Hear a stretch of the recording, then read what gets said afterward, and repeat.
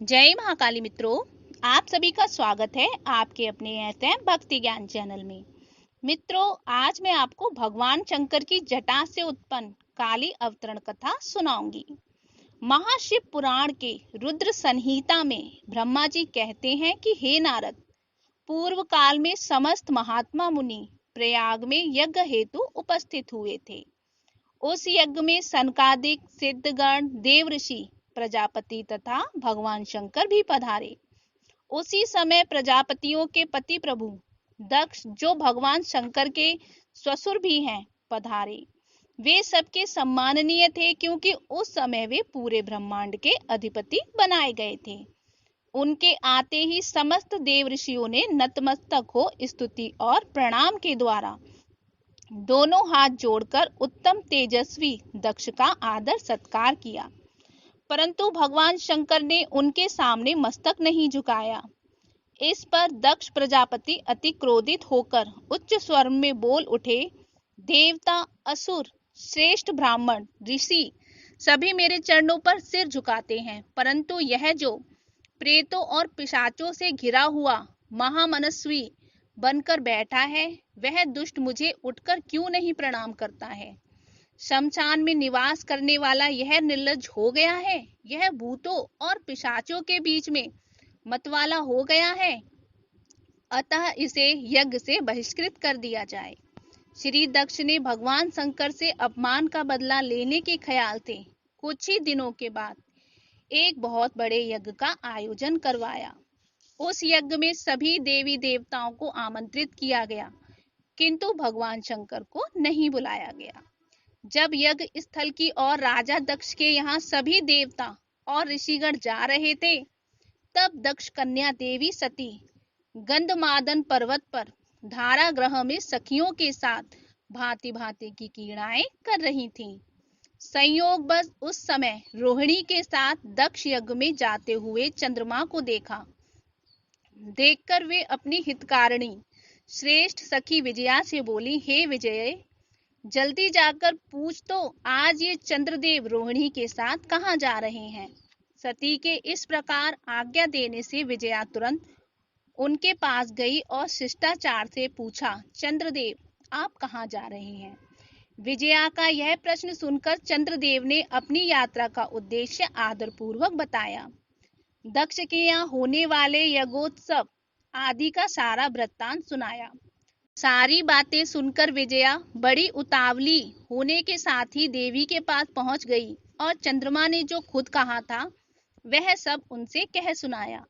उसे सुनकर सती देवी भगवान शंकर से जाकर यज्ञ स्थल में जाने की प्रार्थना करने लगी। सती की बातें सुनकर महेश्वर मधुर वाणी में बोले, देवी, तुम्हारे पिता दक्ष मेरे विशेष द्रोही हो गए हैं, अतः हमें यज्ञ में आने का निमंत्रण नहीं दिया गया। जो लोग बिना बुलाए दूसरे के घर जाते हैं, वे वहां आदर नहीं पाते हैं, जो कि मृत्यु से बढ़कर कष्टदायक होता है। अतः प्रिय, तुमको और मुझको इस यज्ञ में नहीं जाना चाहिए। भगवान महेश्वर के ऐसा कहने पर सती रोष पूर्वक बोली, शंभु, आप सबके ईश्वर हैं, जिनके जाने से यज्ञ सफल होता है, उन्हीं आपको मेरे दुष्ट पिता ने इस समय आमंत्रित नहीं किया है। प्रभु, उस दुरात्मा का अभिप्राय क्या है, वह सब मैं जानना चाहती हूँ, अतः आप मुझे वहां जाने की आज्ञा दें। शिव ने कहा, हे देवी, यदि तुम्हारी रुचि वहां अवश्य जाने के लिए हो रही है, तो मेरी आज्ञा से तुम शीघ्र अपने पिता के यज्ञ में जाओ। रुद्र का आदेश पाने पर आभूषण से अलंकृत हो देवी सती पिता के घर की ओर चली। परमात्मा शिव ने उन्हें सुंदर वस्त्र, आभूषण और उज्जवल छत्र प्रदान कर विदाई दी। भगवान शिव की आज्ञा से 60,000 रुद्र उनके साथ चले। जब भगवती सती दक्ष भवन द्वार पर पहुंची, तो अपने वाहन नंदी से उतरकर अकेले ही शीघ्रता पूर्वक यज्ञशाला के भीतर चली गईं। सती को आया देख उनकी यशस्विनी माता अस्त्रिकी और बहनों ने उनका यथोचित आदर सत्कार किया, परंतु दक्ष ने क्रोध से उनकी तरफ देखा भी नहीं। यज्ञ स्थल में भगवान शिव का भाग नहीं देखकर तिरस्कृत सती अपने पिता से क्रोध युक्त होकर बोली, प्रजापति, आपने परम मंगल कारक भगवान शिव को इस यज्ञ में क्यों नहीं बुलाया? आपने इन्हें समान देव समझकर क्यों अनादर किया? हे ब्रह्मा, हे विष्णु आदि देवता मुनियों, अपने प्रभु भगवान शिव के आए बिना आप लोग इस यज्ञ में कैसे चले आए? सभी देवगण उनकी बातों पर चुप थे। इस पर दक्ष बोले, भद्रे, तुम्हारे बहुत कहने से क्या लाभ? इस समय यहाँ तुम्हारा कोई काम नहीं है और तुम यहाँ आई ही क्यों हो? तुम्हारा पति शिव अमंगल रूप है, वे कुलीन भी नहीं है, वेद से बहिष्कृत और भूत प्रेतों एवं पिशाचों का स्वामी है। अतः उसे बुलाकर हमें क्या यज्ञ भ्रष्ट कराना था? तुम्हें भी ठहरना है तो ठहरो, वरना उल्टे पांव वापस लौट जाओ। इस तरह पिता के द्वारा भगवान शिव की निंदा सुनकर सती व्याकुल हो उठी और उसी वक्त अपने तन में ब्रह्माग्नि पैदा कर भस्म हो गई। चारों ओर हाहाकार छा गया।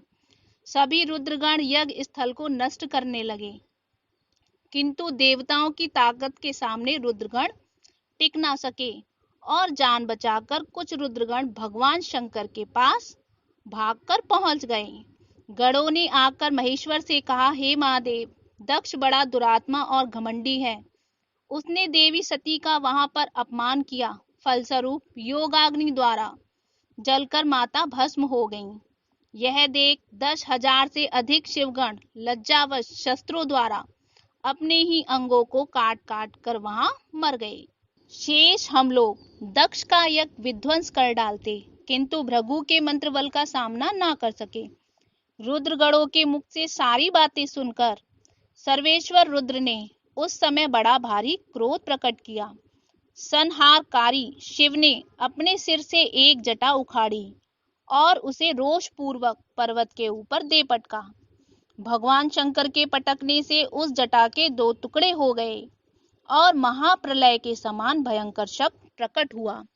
हे नारद, उस जटा के पूर्व भाग से महाभयंकर महाबली वीरभद्र प्रकट हुए, जो समस्त शिवगणों के अगुआ हैं, तथा जटा के दूसरी भाग से महाकाली उत्पन्न हुई, जो बड़ी भयंकर दिखाई देती थी। फिर इन दोनों ने जाकर दक्ष सेना सहित सभी को मार गिराया। तत्पश्चात कुछ समय बाद दक्ष प्रजापति शिवजी द्वारा पुनर्जीवित हुए थे। मित्रों, अगर आपको आज की ये धार्मिक जानकारी अच्छी लगी हो तो वीडियो को लाइक करिएगा और चैनल को सब्सक्राइब करिएगा। धन्यवाद।